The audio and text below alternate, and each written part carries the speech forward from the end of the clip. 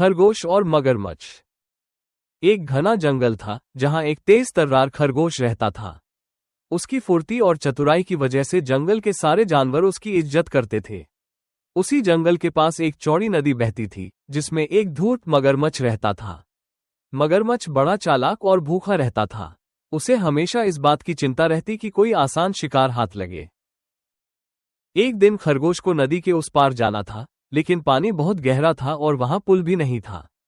उसने सोचा कि कोई रास्ता निकालना होगा। तभी उसे मगरमच्छ की आदतों के बारे में याद आया। वो चालाक था लेकिन बहुत लालची भी। खरगोश के दिमाग में एक तरकीब आई।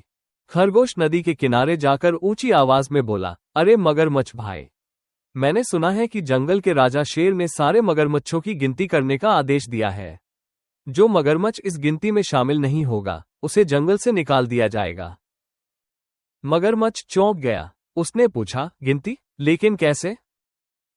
खरगोश ने मुस्कुराते हुए कहा, तुम बस अपने सारे साथियों को इकट्ठा कर लो और लाइन में खड़े हो जाओ ताकि मैं तुम सबको गिन सकूं। मगरमच्छ को खरगोश की बात सच लगी। उसने नदी में अपने सारे साथियों को इकट्ठा कर लिया और एक सीधी कतार में खड़े होने को कहा। खरगोश अब सतर्क था। जैसे ही मगरमच्छों की कतार बनी, वो फुर्ती से उनके ऊपर कूदते हुए नदी पार करने लगा।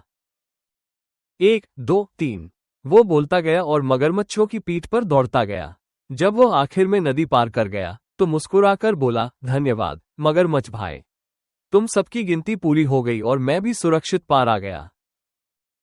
मगरमच्छ गुस्से से गरजा, लेकिन अब कुछ नहीं कर सकता था। खरगोश की चतुराई ने उसे बेवकूफ बना दिया था। उस दिन के बाद मगरमच्छ ने ठान लिया कि वह कभी भी बिना सोचे समझे किसी चालाक जानवर की बातों में नहीं आएगा। और खरगोश, वो खुशी खुशी जंगल की दूसरी ओर चला गया, अपनी समझदारी पर मुस्कुराते हुए।